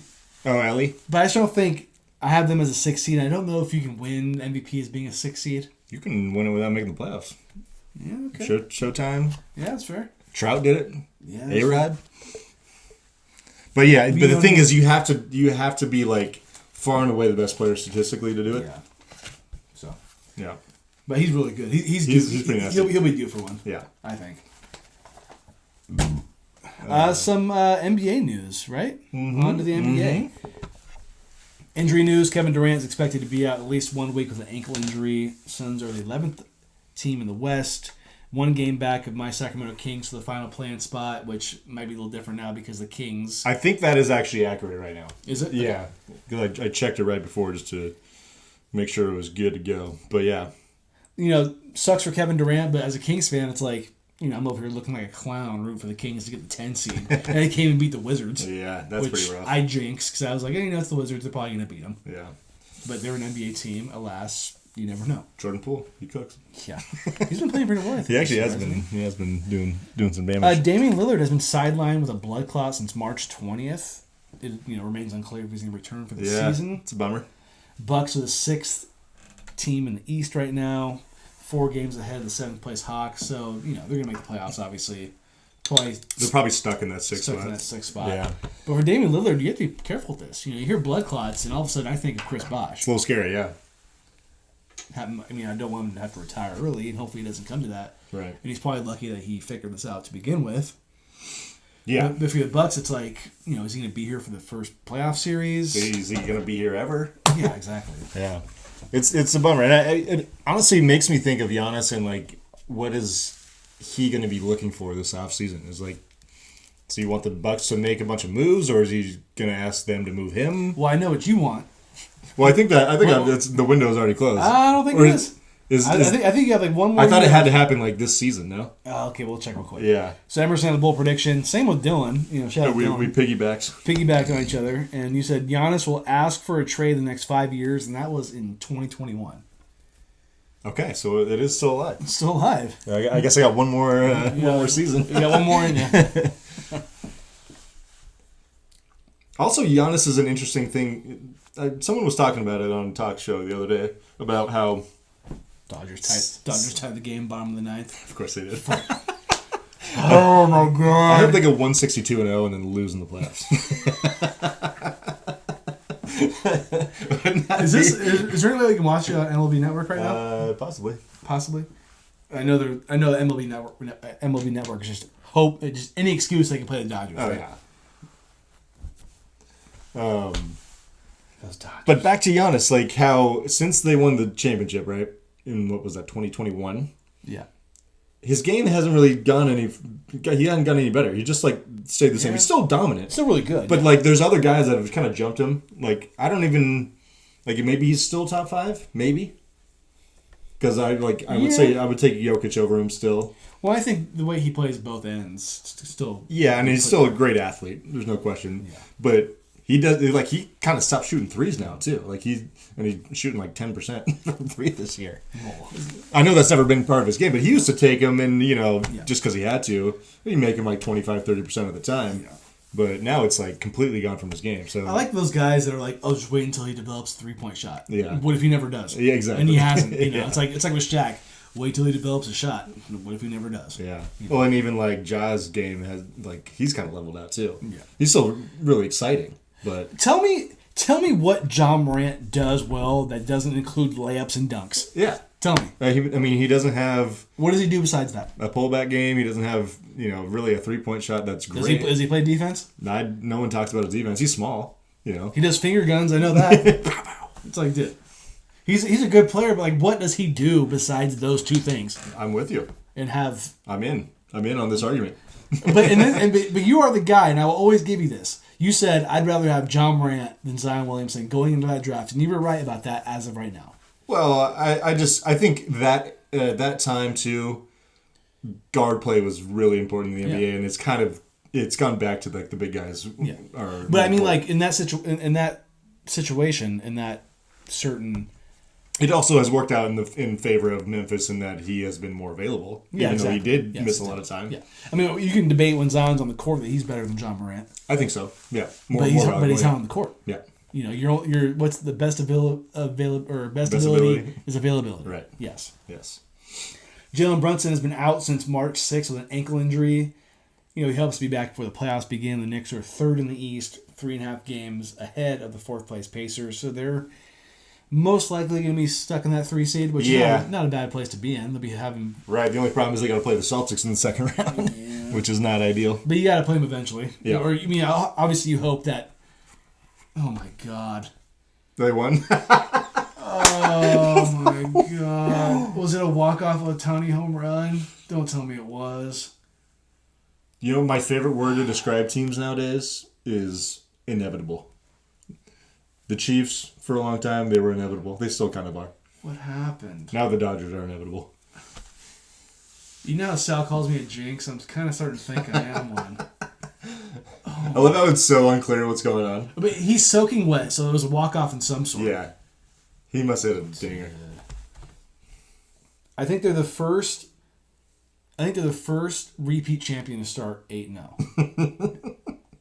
That doesn't really surprise me. I mean, 8-0 is not realistic.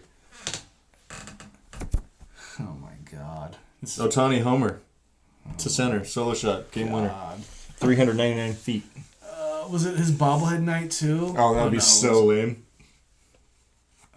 That's hilarious. Are they going to show it right here or eventually? They have to. Right?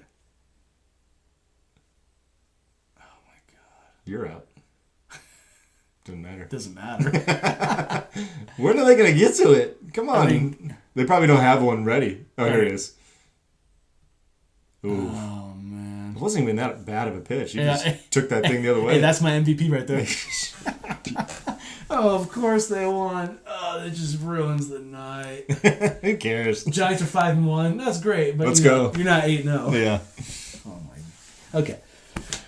So Jalen Brunson. You know, I was actually watching that game live when he rolled his ankle against the Blazers. It's kind of nasty. It was pretty. Same with KD's roll. Did you see that one? I did not. That was not pretty. No. Yeah. I'm surprised they don't think he's going to be out longer than a week. The Grizzlies, who are the 4 or 5 seeds in the West. They are now dropped to 6. 6. Yeah. They fired their head coach, Taylor Jenkins, after 6 seasons and 3 playoff appearances. This is Sacramento Kings activity right here. Yeah. It's kind of weird. And at one point this season, he broke the record for wins as a head coach of the Grizzlies franchise. In the Grizzlies franchise history or whatever. I wonder what the reasoning was. I know that there's definitely something that has not been revealed yet. Yeah. There's the bomb. Man. It's a nice piece of hidden. You can't throw him strikes. Come on. What are we doing? Same with Aaron Judge. Stop throwing strikes. But yeah, it's really weird with the Grizzlies. I mean, before this, I think they were 4th in the West when they fired him. Yeah. And now, obviously, things have not gone well since. But yeah, it was going to be his 4th playoff appearance in 6 seasons as head coach. There had to have been something that happened. I mean, it was really funny reading that article. The GM had a very short statement, but it was like saying a bunch of great things about him. But unfortunately, we had to fire him. Yeah. I was like, what the fuck? It doesn't make any sense. I'm sure we'll learn something. I just don't like for the team. Do you like this? With 2 weeks to go, this happened so late in the season, almost as late as you could go in the regular season. Makes absolutely no sense. And you get rid of your head coach, and the team's just sitting there like, what are we doing? You know? There had to have been something going on, and they haven't played good since he's been gone. So that's, it wasn't like it's weird. We're gonna have to. There's gonna have to be something else that comes out about it. Yeah. My Sacramento Kings. We kind of talked about it, but they lost to the Wizards tonight, 116-111. Oof. Seriously, they were 12-16 since the De'Aaron Fox trade, 36-40. And they're 10th in the West. They're they're a half game behind Dallas for 9th. 1 game ahead of Phoenix for staying in the 10 seed. Last game of the season against the Suns, so that'll be interesting. See how that goes. Yeah, that is going to be a big game. And they play Charlotte on Friday. Yeah, it's crazy how 2 years ago seemed so far away. But like a month ago, 6 through 10 in the West was separated by a game, right? Nice. I mean, it might have been a little more longer than a month, and then now it's like, the Kings and the Suns and Dallas have just, and then everybody else is taking off. Yeah, I know. The Kings. I feel bad for the Kings because shit's just kind of hit the fan. Like, do I even want them to get a plan? Because what's the most that's gonna happen? They could win 1 out of 2 playing games that they have to win, like last year.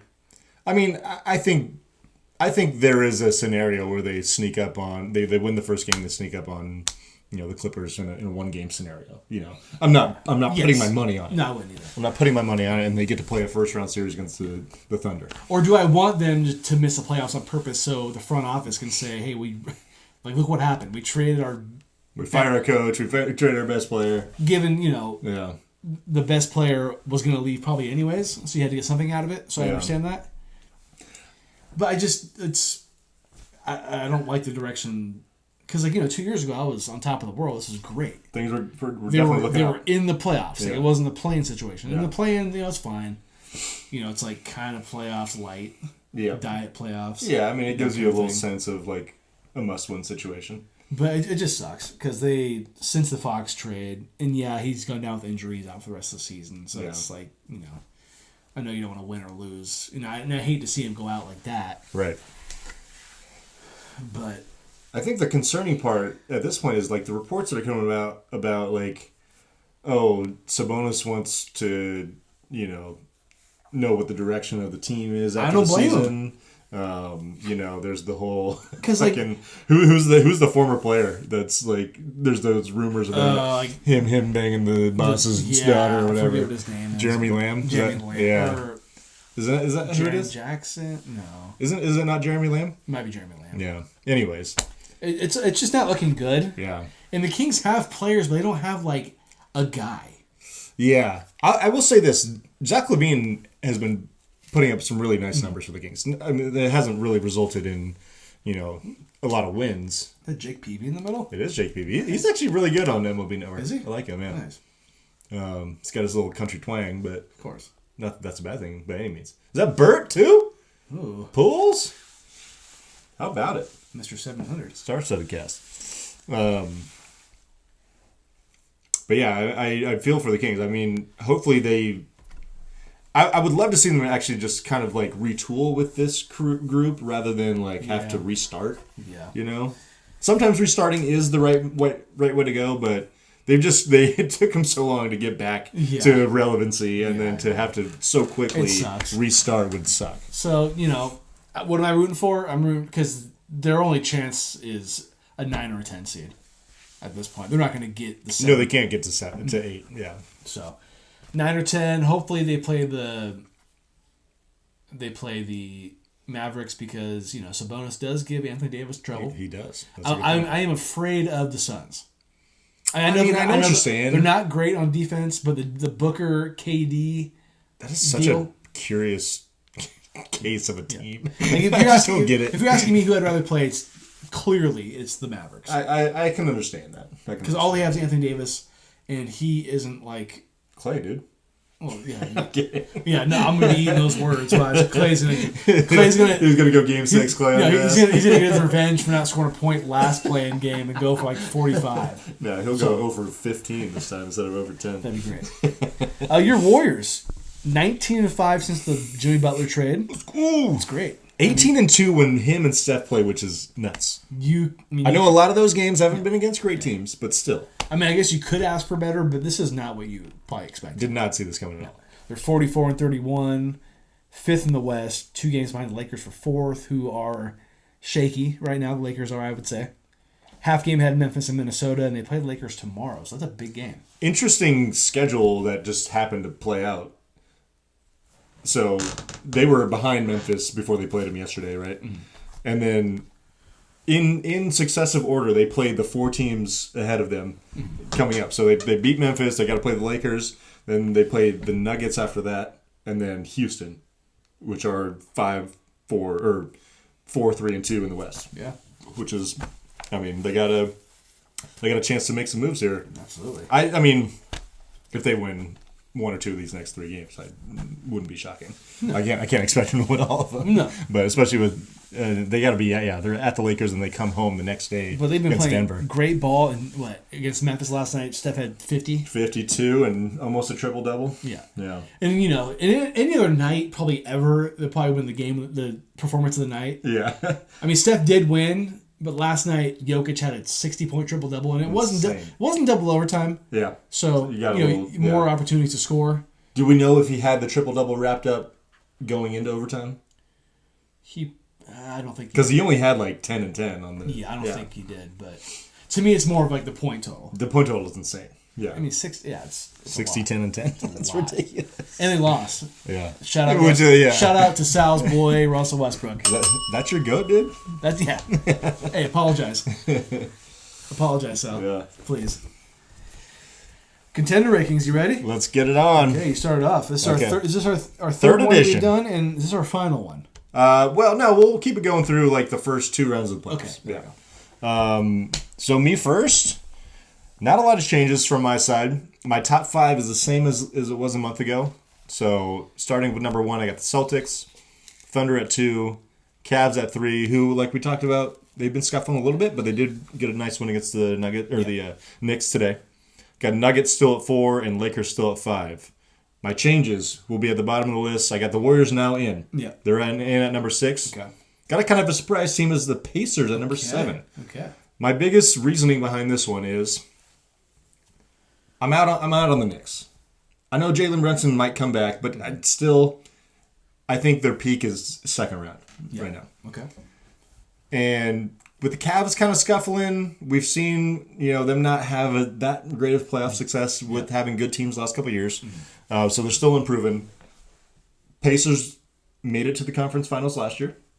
Fair. Albeit they got swept. Mm-hmm. But if you look at the box scores, 3 of those 4 games against the Celtics, they were close. Were decided by 5 points or less. So they gave them a run. That's not bad. So I think the Pacers are interesting at the very least, if not a conference championship round contender, and they're slated to actually match up, I believe, with the Cavs in the second round, as it stands right now. Gotcha. If they can get through against Detroit. That's fair. Yeah. So I had 8 teams. I now have 6. Okay. A little more cutthroat.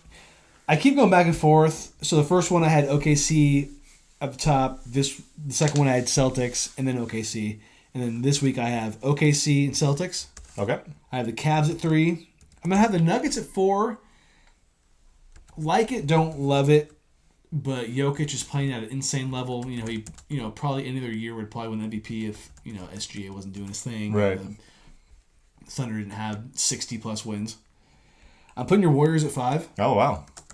I've seen this story before, and I know it's a little different, but Yeah. Steph's playing at an insane level. The Jimmy Butler trade, as we just talked about, has elevated this team. It's just it's almost brought it's so new crazy life. how different it is. Yeah. And the Lakers, I put at 6. Like I said, a month ago, I could swap Lakers, Warriors. It's pretty close.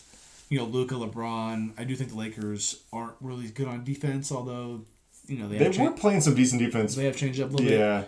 Austin Reeves has been playing really good basketball. Yeah. Insane. He's a legit number 3 on that team right now. And so I think I agree with the Knicks. I'm not believing I'm out. Yep. I had Memphis at 8 last month. I'm super out on Memphis now.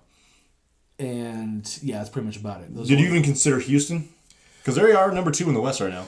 Yes. Well, no, but I did think about them. But I just think they're still young. I do like Ime Udoka as a coach. I think he would know how to coach properly, but coaching can only go so far. Yeah, the players have to do their thing. They have to figure it out themselves in some respect. So I think they need to. I need to see a little more. I'm with you. They got to show me a little bit. Only reason I couldn't put the Warriors above the Lakers is, for one, just my feeling is if they matched up in the playoffs, I think I would go with slight edge Lakers. Plus, we haven't seen them play yet, full strength, since the trades. But yeah, I'm with you. It's real close in that department. The Nuggets are interesting because they won that championship 2 years ago, and then I think everyone just assumed they were going to win it again last year, and then they were kind of underwhelming in the playoffs. Yeah, like, are they going to be how the Bucks are right now? Yeah, I don't think that bad, but they could be somewhere in between where they are in that at some point. Yeah. Because their depth was so amazing that year, and I think we just took it for granted because we just knew Jokic was sick, and Jamal Murray finally showed up. Yeah. And then last year we was fucking terrible in the playoffs. Yeah. Aaron Gordon was good in that He was really good. He was really good. And he has been really good since then. Yeah. But like now, like they used to be like 9-10 deep. Now they're like 6 deep with like a couple other guys that are okay. Yeah. You know, it's just a very different build on that roster. But losing KCP was pretty tough. KCP was huge on that team. Yeah. I mean, Brown has grown up, but they've lost other guys too. Like Highland's gone. I'm trying to think. They had Jeff Green, who was a nice veteran guy off the bench. They don't have him anymore. So definitely a slightly different look that they got. Did your boy Mike Trout hit a home run? Finally? Over the weekend? Or the past couple days? He hadn't been doing shit, as far as I'm concerned. I think his GOAT status is up in the air. You think Devs hate watching? Oh, big time. Just waiting for that next injury? Yeah. It looked like he went yard, so good for him if that was the case. Hope so. Need it. Need it for the brand. Yeah. I do. Oh, what are you gonna say? I do love how Devin is. Maybe not a Mike Trout hater. She's not a hater, but not a believer. She's a fence rider. She's on the fence. Yeah, that's fair. That's fair. And with that being said, it is. That was easy. Time for last call. Apparently, I didn't press the button right the first time. I guess not. Or the second time. Pussyfooting around with that thing. Gotta get it. You gotta get after it. There we go. It is last call. I got a few things. You got a few things. So, do you want to start first? Set it off. Lonzo Ball. Oh, nice. You remember him, right? He's aight. I had this in my notes like 3 weeks ago. I still had to mention it. He's released a 116-ounce drinkable buzz ball. Berry cherry limeade. It holds the equivalent of 17 buzz balls. I have not seen one with my own eyes. Sounds responsible. Yeah. Oh, you know what? I saw some douchebag kids walking around the other day with it downtown. It was for sure a big ass buzz ball. But did it look like a basketball? Yep. It was like that big. Was it blue? You probably don't remember. I think it was. Was probably unless it was green. Well, because they make giant buzz balls on. So I think it might have been the green one. Because they make the giant buzz balls already. Yeah. But I wanted to mention this because did I drink a buzz ball on this podcast last football season? Not this past one, but the one before. Yes. Okay. Yeah. So we're the official, unofficial buzz ball podcast. Yes, sir. Mike Bibby named Sac State men's basketball head coach. Go Bibbs. Let's go, Bibbs. Let's go. We might need you as the Kings head coach soon. I'm not sure if Doug Christie's doing it anymore. Doug needs some help. Yeah. He needs some milk. You know who doesn't need milk is Mike Bibby. No. He's yoked. Yeah, he is. He's got to be on the juice, right? Yeah. I think the A's could use him. Him and Canseco. Bring him back. I want to see if the A's are going to have like a light the beam A's thing. if they win a game at home this year. Oh, one thing I wanted to say about the A's that it would be funny is if you watch on YouTube TV their games, it says, like for instance, last night they're playing the Cubs. Yeah. It says Chicago Cubs at West Sacramento Athletics, which I think is fucking hilarious. Because the A's they've completely dropped like the any kind of team affiliation to a city. Yeah. Which I've said before, I think they should either right now be the Vegas A's to kind of build the brand. Or, I think it's hard I think it's kind of hard when you're not there. Yeah. Like you're not even in the state. Yeah. It'd be one thing if they maybe were playing in Reno or something. Or like that. Do it or right now because they're going to be there for like 2 or 3 years. Yeah. Or so they say. Yeah. Claim Sacramento. Have people have people buy the merch. Yeah. And then you can even sell it at a higher rate when you're in Vegas. Yeah. Or something like that. I would even be okay with them not even claiming Sacramento, but having they should have a uniform in the next 2 years that has Sacramento affiliation to it, and like sell and like maybe a hat or something like that. You could have the S, the A's logo, and then the C. C, that would be kind of tight. I'm just saying. It's although it would look like it says Sax or Sask. Sask. Well, you drop the S. You just do the A only.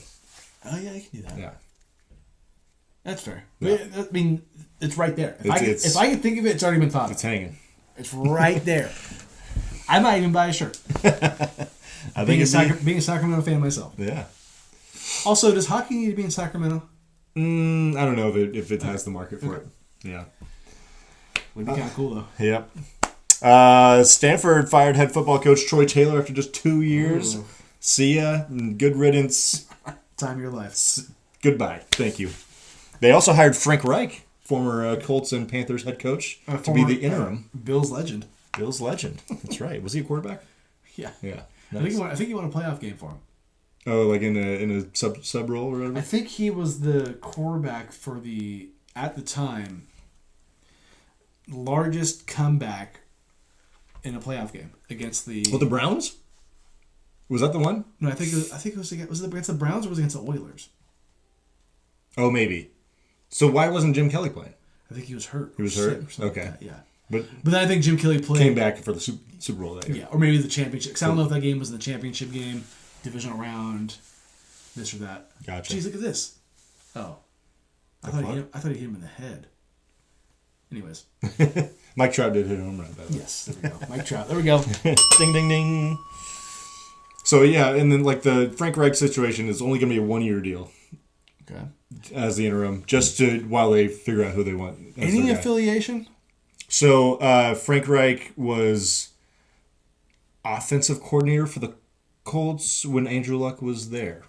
And Andrew Luck is now the general manager of the football team. That is definitely an affiliation. Yeah. So, interesting. I mean, like, it sounded like the whole Troy Taylor situation was a little messy.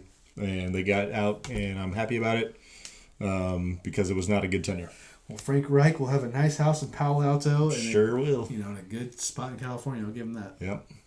Also, PSG. Let's go. Vamos. Big win over Liverpool in Champions League. Won leg 2 of their round of 16 matchup, and then beat them 4-1 in penalty kicks. There we go. Which was fucking electric. Quarterfinal against Aston Villa starts next week. Can't wait. Aston Villa. Okay. Yeah. Interesting. Also, last thing I got, Ovechkin. He actually scored again. I think he's at 892. Oh, man, he's close. He's creeping. Let's see. Emerson's bold prediction from 5 years ago. Oh, it's already locked in. I mean, unless he passes away tomorrow. I shouldn't say that. Unless his career ends in the next couple days, he's going to get it. Yeah, he's at 892. What are we going to do for that bold prediction? Oh, we're popping bottles. You know what's funny is I have like 2 bottles of Court Bell in my house. Oh, bring it. Should I bring it? Yeah. I'll hit the ceiling, dude. Okay, I'll bring it, seriously. Please do, yeah. Yeah. So, the next podcast, are we going to wait a little bit? I think we'll probably maybe skip next week and do one the week after that or something. Yeah, for NBA playoffs. Do a little bit of Court Bell. Yes. So, he's got 7 games left to get 3 more to break, 2 more to tie, which, I mean, he's on that pace easily. I was kind of thinking about it, though, and I kind of feel like the best case scenario for the Capitals is that this drags on to the next season. Because that makes like the anticipation for it a little more because they're already going to be in the playoffs. They have their division wrapped up. Yeah. Like they don't really, of course it would be cool whenever it happens. Yeah. But if they could have a whole summer to talk about it, build up the early season ticket prices and all that for next season.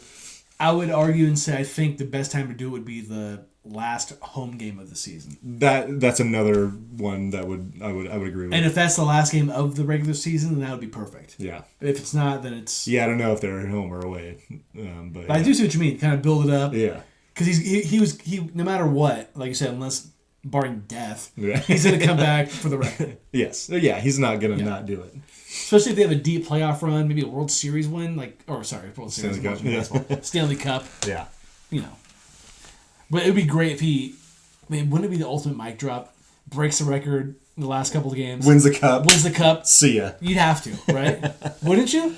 Unless he was hung up on getting to 900, which is so close also. But I mean, the record... The record's the record. And he's still really... he's still super productive. Okay. He's gonna probably hit 40 goals in 60 games this year, which is insane for a 39-year-old or whatever the fuck he is. I'm just saying, Ovi, if you're listening, Get the goals. We got some ideas. Get the goals record.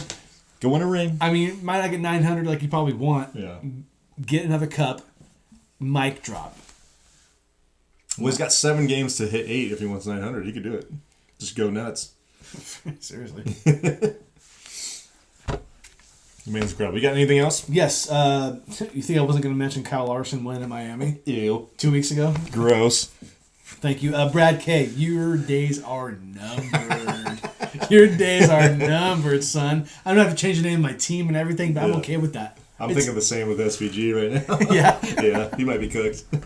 He's going to have to score some points this week if he wants me to You know keep what? him. All I'm saying is I think this is going to be the most active NASCAR trade.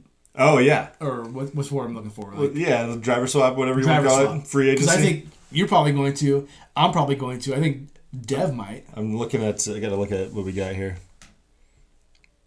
Who's she got? No, she can't drop Briscoe. That'd be psycho. Maybe not then. Yeah, but I mean, I know they probably want to keep Justin Haley. Garrett might be out on Gibbs. Who Why knows? would they want to keep Justin Haley? Well, she loves number 7. That's the only reason they took him. Okay. unless they're willing to back out, but now I know I agree with you. Like, yeah. But Garrett could. Garrett could for sure. Because who are the Ashley options? could. Who are the best options right now? You think? Well, I mean, like Josh Berry's got the most points out of non. But he has a win. He has a win. It's very aided by that. Yeah. You got Bubba's actually driving pretty well right now. Ryan Preece has 3 top 10s. There's some guys. There's not a lot of guys, but there's some guys. Yeah. Nemechek, he does have 3 points, but I don't know. And so let's say I wanted Ryan Priest. The points, I wouldn't get the points anymore. No, you just start It fresh. would start fresh. Yeah. Yes. Which Yeah. makes sense. Yeah. But I mean, Brad K., I've had you for years, and I think it's done. It's crazy that he's like just irrelevant right now. I'm kind of thinking the same way with like Gibbs. I can't believe how bad he's been. He's on a good team. The Brad K thing funny too. Like you're talking about Ryan Preece. Ryan Preece is his driver. All right. Last thing I wanted to say. R.I.P. Val Kilmer. Yep. Good call. The Top Gun star. Actually, I read today that he was only in Top Gun for a total of 10 minutes. Of like movie time? Of movie time. Yeah. Which... Now, was he in the most recent one? He was. He was, that's right. I did not see the most recent one, but I've seen the clips, a clip of him and Tom Cruise, a.k.a. Maverick, talking to each other. And he... he's had... I think he died probably from complications of the throat cancer that he had. I think my mom said that he had pneumonia. Oh, maybe that's how... Okay. Yeah. But he also had that. Throat Like, that was a cancer. big issue Yeah. for a long time. And he also was Batman. I don't think I've seen that Batman. Cause he was back in, what, the 90s? He was like the Batman, I think, after Keaton, but then he only had one movie, then it was George Clooney, which... George Clooney. Also, the Batman Forever, which I think Val Kilmer is in, Kiss from a Rose is the song of that movie. Which we all... if you know our friend group... Kiss from a Rose! Kiss from a Rose! Gotta get that on the button. That'd be a good one. Also, he was in The Doors. I don't know if I'd call it a biopic. Oliver Stone movie. One of my favorites of all time. Reminds me of my uncle every time I think about it. So that's the movie that resonates with me the most, probably. Top Gun's also an obvious one, but Yeah. The Doors, it's a great movie. Danny refuses to watch it just for his own reasons. And it's like, it depicts Jim Morrison as probably a worse guy than he actually was, but Yeah. I think Oliver Stone kind of wanted to go over the top with it. Yeah. Oliver Stone also made Natural Born Killers. He's Interesting He's movie. that kind of director. Yeah. Good movie, interesting movie. Interesting. Also, he was in the movie Heat, which Sal will let me know about it, but I have not seen Heat. You know what? It's I with want to say I De did. Niro and Pacino are in it. Yeah, it's good. It's like a heist movie. It's good, yeah. I've heard great things. I need to watch it again. I've yet It's a to. good one. I've yet to watch it. Yeah. And I know I need to. And he was also in Tombstone, I believe, which I have not seen as well. Yeah, I've heard that's good. I've heard that's good. Yeah. But it's sad to see him go. I think it was only in his early 60s. Yeah. I mean, yeah, when health complications come around, they start shortening lives. But it's I'm gonna take a shot bad. for. I'm gonna take a shot for Val Kilmer. All right. Speaking of Sal, his birthday this weekend. Congrats. That's right. What day is his birthday? I think it's the 8th? The 5th? 5th, 6th. Yeah. Anyhow. He's gonna be 30 just like I am in a couple weeks. So. Big trio. No, next week. Pretty much. Yeah. So this one will be for Val Kilmer. Here, you get a little more. Oh, Sorry, bud. taking 3 shots today, aren't you? Huh? Is this not 4? I think it is. 4? Luckily, this is only 16% alcohol. You've taken this is your third. We took one together. I took another. No. Okay, you're right. This is only 3. Because I was gonna make that bold prediction, but we nixed it. Yeah. You took one for you know who. Yes. Yeah. And this one's for Val Kilmer. Yep. Rest in peace. All right.